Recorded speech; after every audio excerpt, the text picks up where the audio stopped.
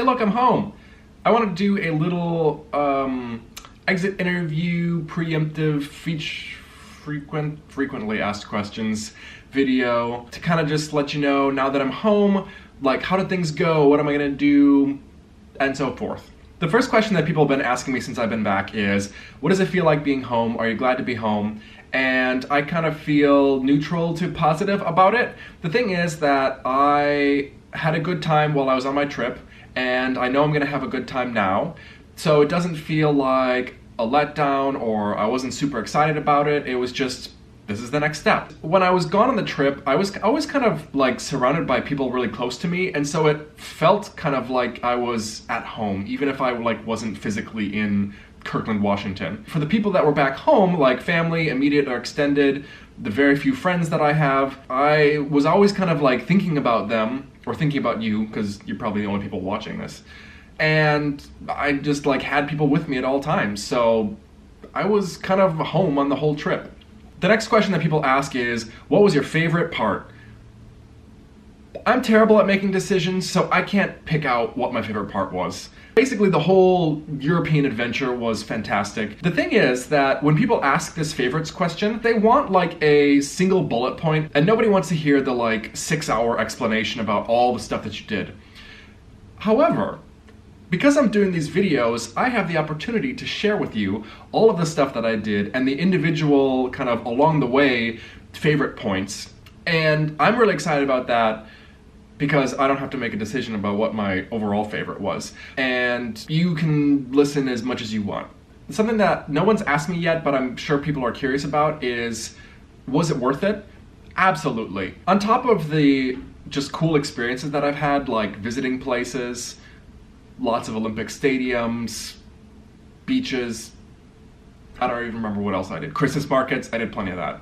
On top of all of that, it's been great to have the opportunity to like decide how I really want to spend my time.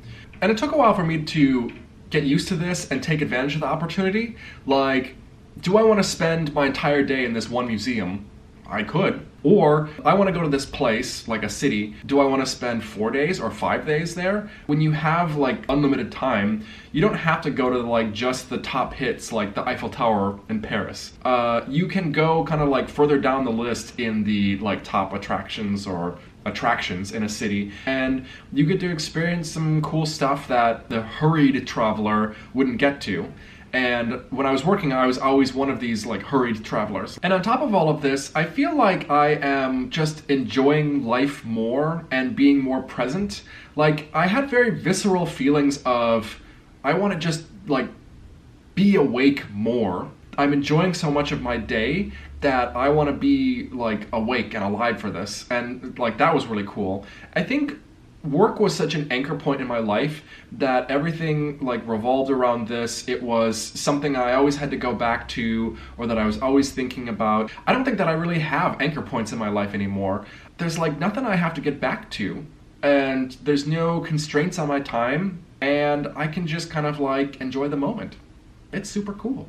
And that leads me to something that people are actually asking about, and that is, what are you gonna do next? I am working on it. When I was in Europe, I only kind of decided what I wanted to do like a week or two in advance, which I learned is kind of terrible if you want to like save money, because doing like last minute flights and whatever is, you can get screwed. So I'm figuring out what am I going to do in the next couple of weeks, next couple of months. It looks like I'll be in the US from now until probably the end of March. And then, question mark? I can tell you this, I don't want to go to work ever again. So far I've come up with a 3-step plan to make that happen. Step 1, win the lottery.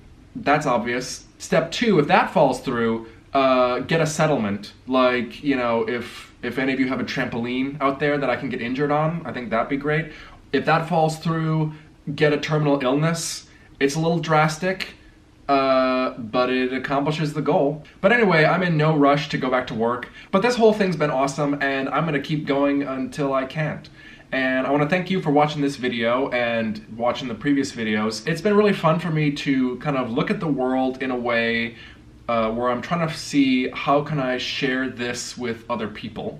And I'm also really enjoying being terrible at this. Like, not knowing what I'm doing filming or not knowing what I'm doing editing. I'm learning a lot, and it's been something to kind of like focus energy on, and I really appreciate that. So I'm getting something out of this. I hope that you are too. That's all I got, and I'll see you on the next leg of the adventure. When I was working, I felt, I don't mean to turn this into a therapy session, but the short version, I can't do short versions.